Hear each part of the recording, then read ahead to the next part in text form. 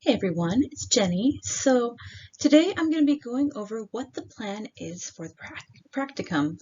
I know we've all worked hard to get to the point of starting this, and I'm very excited to work with everyone. So I'm going to go ahead and break everything down week by week. So the first week is mostly going to be background research, and then the second week is going to be training, and these 2 weeks are going to overlap a little bit.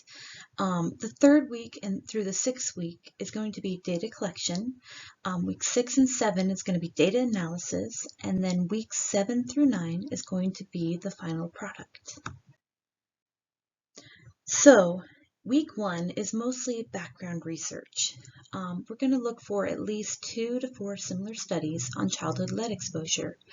One of these studies that I've already started looking at is the Alaskan study on childhood lead exposure. So the primary question for this practicum is, what are the primary sources of lead exposure in Montana children? Now, week 2 is mostly going to be training. So I'm going to be working on learning how to use the MIDAS system. This is going to include reports, the reporting system, the report maker, the user resources, forms, and tables. Likewise, I'm also going to get access to the patient list. And this is going to include cases from 2013 to 2022. And the cases are going to be children under the age of 6. Finally, on this week, I'm going to start present to the team to show what I've learned so far. Now, weeks 3 through 6 is going to be where I'm collecting that data. So I'm going to review the data for 400 exposure case investigation reports. This is also where I'm going to start developing that spreadsheet.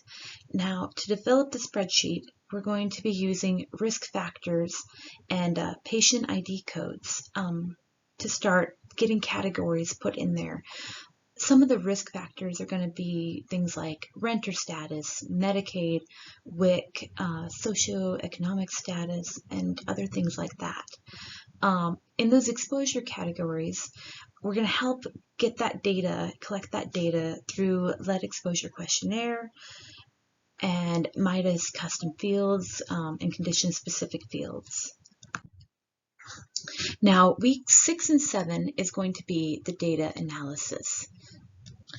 So we're going to take all this data from these 400 cases and start to analyze them. So we're going to use frequency analysis of exposures and covariates, such as, county, zip code, Medicaid status, renter status, where they live, what's their neighborhood.